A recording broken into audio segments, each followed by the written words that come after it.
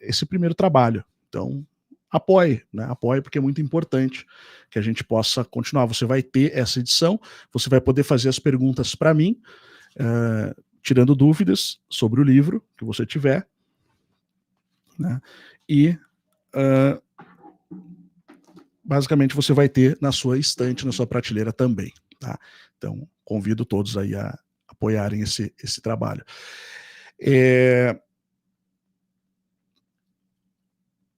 Bom, o livro ele vai tratar da localização exata desses 3 locais, Ofir, Parvine e Tarsis, dentro da floresta amazônica. E por que esses são os locais, tá? Deixa eu pegar aqui um exemplo para citar para vocês. Deixa eu só localizar aqui, tá?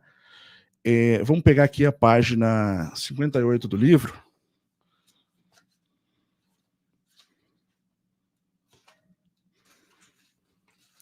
Onde ele vai falar de Parvine, né? Comecemos por fazer conhecer Parvine. O exame dessa palavra é importante. Ela, por si só, é uma revelação.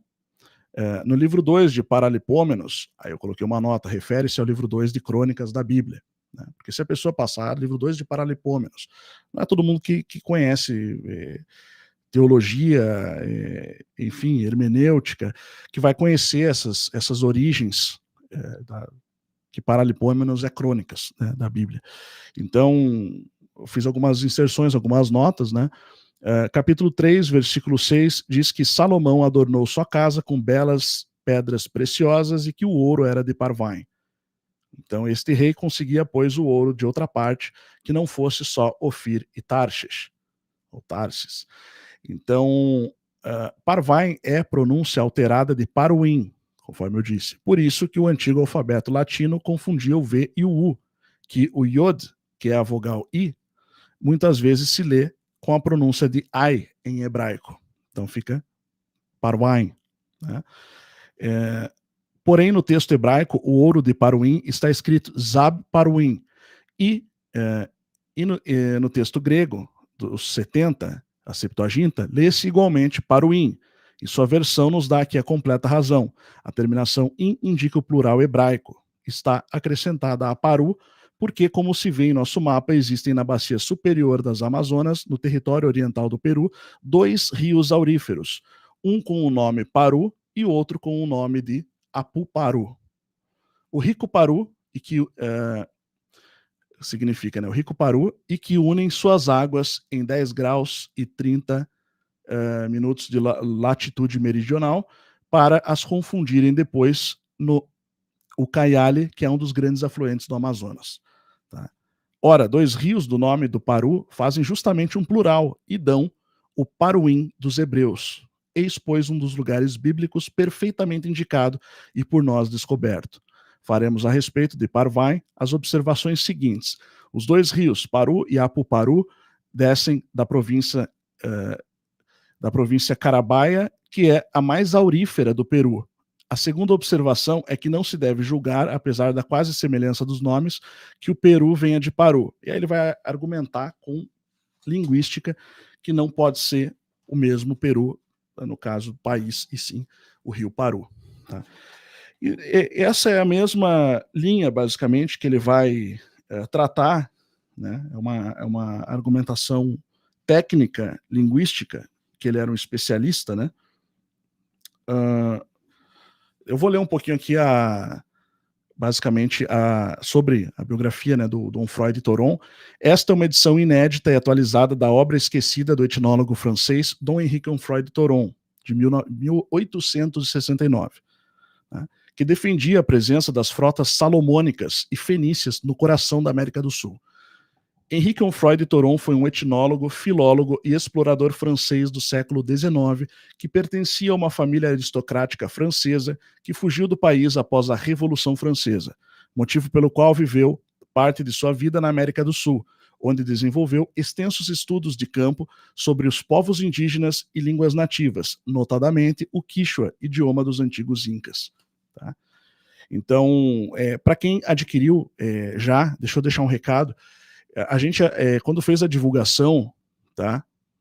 Quando a gente fez a divulgação lá na aba comunidade, você vai ver lá que tem uma observação, né, que está escrito o seguinte, eu até vou mostrar aqui, só um momento.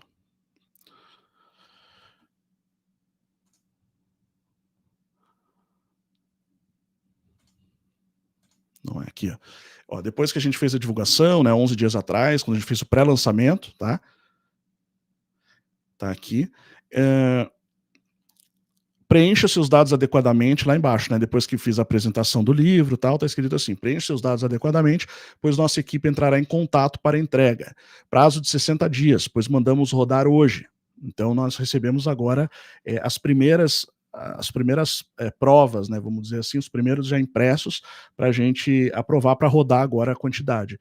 Então, o prazo de 60 dias, pois mandamos rodar hoje. Não deve demorar nem perto disso, mas por segurança, colocamos um prazo tranquilo. Assim que chegarem, já vamos despachar imediatamente, tá? Então a gente já começa a fazer os envios, né? Assim que chegar essa segunda parte agora com mais quantidades.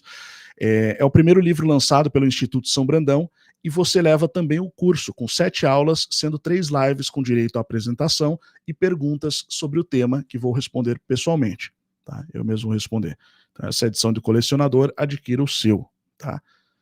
Então, é só para quem está com alguma dúvida, eu adquiri, mas ainda não foi enviado para mim, até me mandaram um e-mail, eu respondi todos os e-mails, né? Quem já adquiriu, tudo. Às vezes não viu essa nota, né? Então, já só lembrando aqui, reforçando, mas a gente já começa a fazer os envios agora nos próximos dias, tá?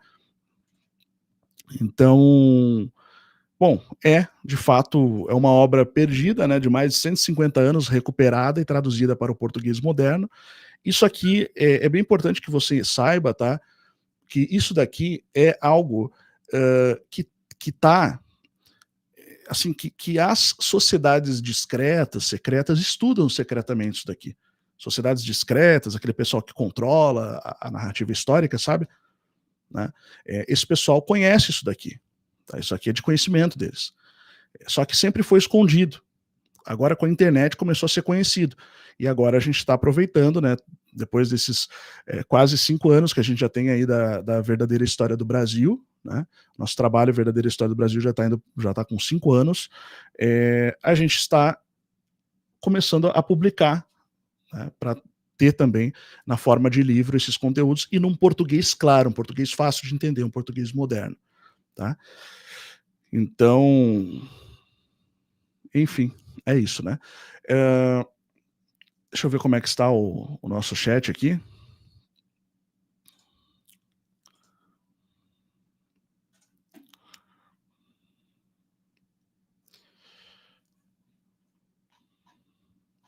Deixa eu ver as respostas aqui.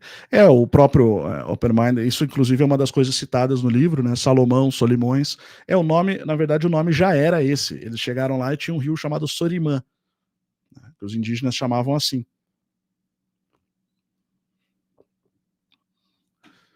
Tá? Obrigado quem já fez a compra, tá? A gente pede só um pouquinho mais de paciência, como a gente falou, é a primeira, né? Assim, é preciso que vocês entendam que para fazer esse trabalho exige investimentos, né, gastos e tal. E a gente é um instituto, nós somos um instituto que está assim, que está no 5º ano já e tudo, mas a gente vem procurando manter esse trabalho, né, crescer, alcançar mais pessoas, mas isso sempre depende da contrapartida, depende de você também apoiar, né, fazendo os cursos, comprando os livros, né, agora com esse braço editorial. Então nós estamos lançando também com a finalidade de consolidar essa presença editorial para poder lançar os próximos também, tá? Então apoiem, né? Apoiem esse trabalho, tá, pessoal? Vamos ver aqui.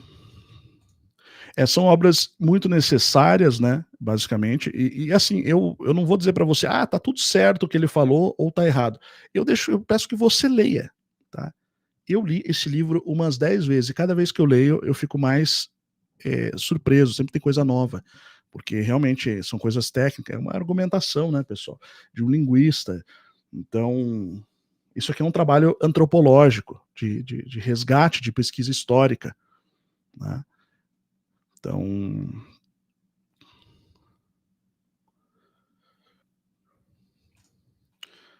Agradecer aqui. A Pedra Rejeitada, JC perguntou, o livro não é físico? Sim, o livro é físico, tá?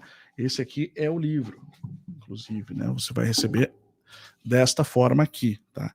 O livro. Então, ele é um livro físico, tá? Conforme você pode ver. É uma coleção, né? Na verdade, serão 3 principais aqui da coleção Hebreus no Brasil. Esse aqui é o primeiro.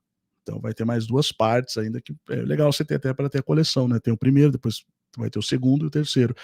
Então, é um conjunto de obras que depois a gente pode até pensar, daqui a alguns anos, quando terminar de lançar as 3, a gente pode fazer uma edição de um livro só, de mais, sei lá, 400 páginas, algo assim, um livro mais grosso, né? Mas a princípio a gente vai lançando cada obra, né? Uma obra de cada vez. Inclusive, as lendas sobre o Eldorado, que falam do ouro que tem lá, né? O Rio de Ouro, no centro da Amazônia, são muito conhecidas. Os pesquisadores, os navegadores do passado, inclusive ingleses, né? Como Walter Raleigh, entre outros ali, exploradores, né? Que tinha até um caso com a rainha da Inglaterra, eles iam lá porque eles ouviam dos índios esse local, que tinha muito ouro no centro da Amazônia. Né? Então, se você acredita ainda que era impossível os antigos navegarem até a América, assim, desculpa, mas você está bem enganado, bem enganado. Tá? Assim, é uma das mentiras mais deslavadas da história. Quem inventou isso foi a instituição smithsoniana. Inclusive de uma forma bem, só então respondendo, sim, o livro é físico, tá? Só para eu remover aqui o comentário. Remover não, tirar da tela.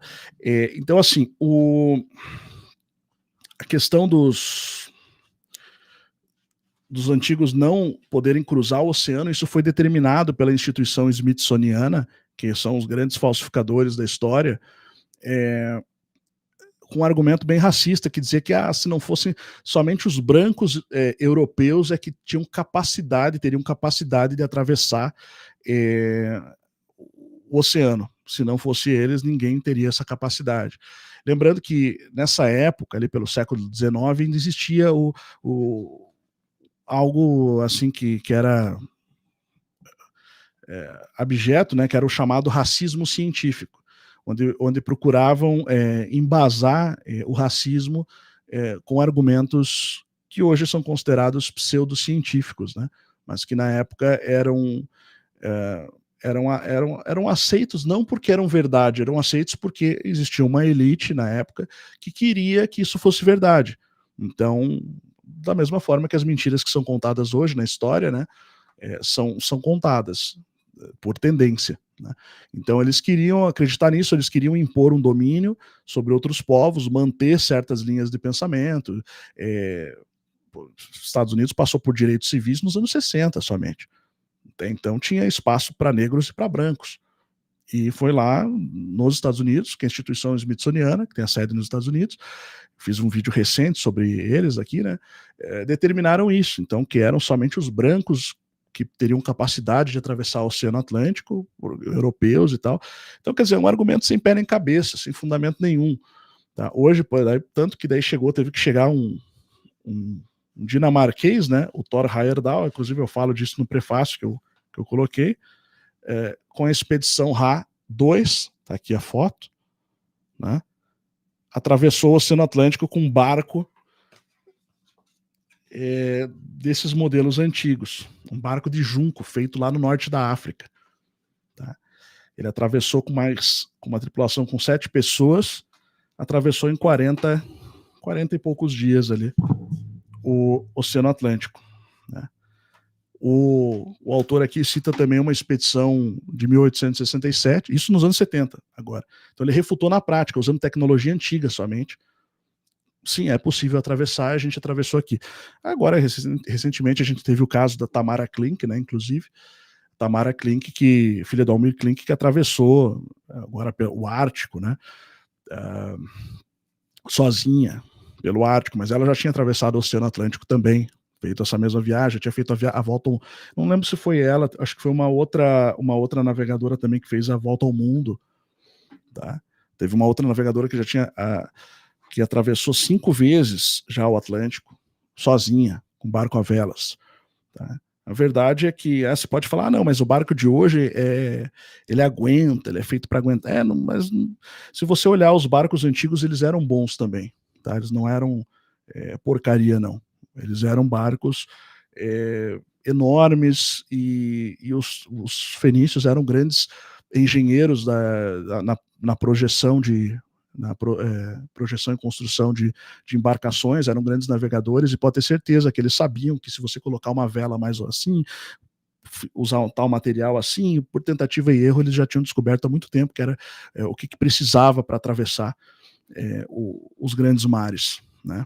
Só que depois, por uma questão política, os cartagineses proibiram a navegação, dominaram os mares, proibiram a navegação para além do Mediterrâneo, né?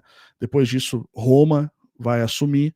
Então, tem as guerras púnicas entre os cartagineses e os romanos. Os cartagineses eram nada mais, nada menos que descendentes de fenícios, eram fenícios de uma outra geração, tá? Que depois os fenícios se expandiram ali pelo norte da África, região da Tunísia, onde tinha Cartago, que é o sul do Mediterrâneo, né? Então, e se estabeleceram ali, no caso, e fizeram ali grandes cidades, e depois seus descendentes eram os cartagineses, por causa da cidade de Cartago, mas eles eram simplesmente descendentes de fenícios. E são considerados os grandes navegadores da antiguidade, e sabe-se, isso é inegável, que eles chegaram e construíram cidades ali, já na região da Península Ibérica, além do Estreito de Gibraltar, tá? Das colunas de Hércules, como eram chamadas também. Então, além para fora do Mediterrâneo, já no Atlântico, né? Um exemplo é a cidade de Faro, que tem no sul de Portugal. Inclusive, tem uma cidade de Faro também no Brasil, chamada Faro. Então, um exemplo, né? Existem locais, existem topônimos, né? Nomes próprios de lugares que estão no Brasil, na América do Sul inteira, né? Basicamente, mas que no Brasil você tem diversos locais. A gente deu o exemplo de Solimões, o rio Solimões, né? Ou Sorimã, que era o rio dado em homenagem ao antigo rei Salomão, tem a cidade de Tutóia também. Mas aqui a gente vai ter, no livro tem tem muitos exemplos, né? Tutóia fica no Maranhão, tá?